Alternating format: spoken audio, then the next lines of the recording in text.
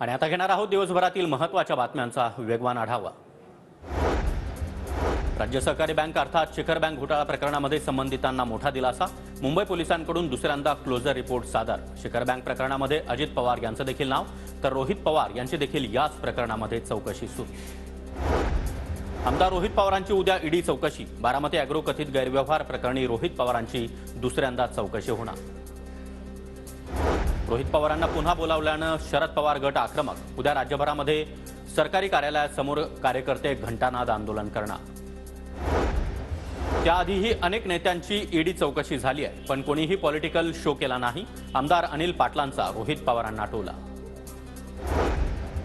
देवगिरी बंगल्यावरील बैठकीमध्ये अजित पवार गटाची राज्यसभा निवडणुकीची रणनीती ठरली। कुठल्याही फॉर्मवर सही करू नका, कुठेही अनुमोदक होऊ नका, अजित पवारांच्या आमदारांना सूचना।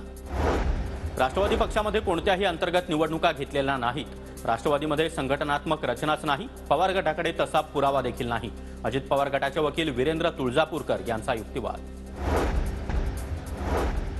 सगळे घोटाळेबाज आता भाजप आणि शिंदे गटात गेलेत। खिचडी घोटाळ्याचे कंत्राट मिळालेल्या कंपन्यांची नावं जाहीर करा, खासदार संजय राऊतांचं राज्य सरकारला आव्हान। संजय राऊत खिचडी कुठे कुठे खायला जातात हे आम्हालाच माहिती आहे। संजय राऊतांच्या टीकेला राहुल कनाल यांचं प्रत्युत्तर, तर हिम्मत असेल तर पुढची पत्रकार परिषद समोरासमोर घ्या, राहुल कनाल यांचं आव्हान।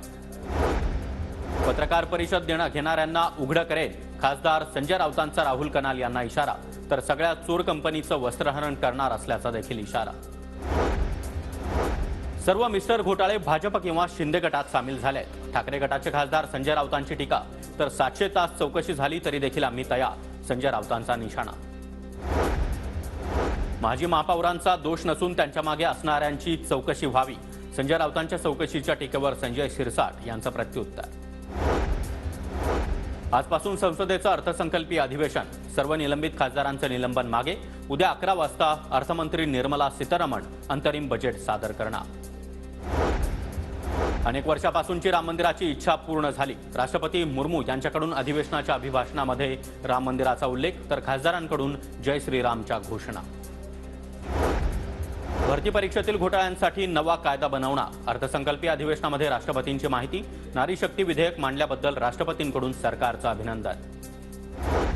नवीन सरकार आल्यानंतर पूर्ण बजेट घेऊन येणार, पंतप्रधान मोदींचं वक्तव्य, तर संसदेमध्ये गोंधळ घालणं हा काही लोकांचा स्वभाव। गोंधळ घालणाऱ्यांनी आमचं 10 वर्षातील काम पाहावं, मोदींचा विरोधकांवर निशाणा।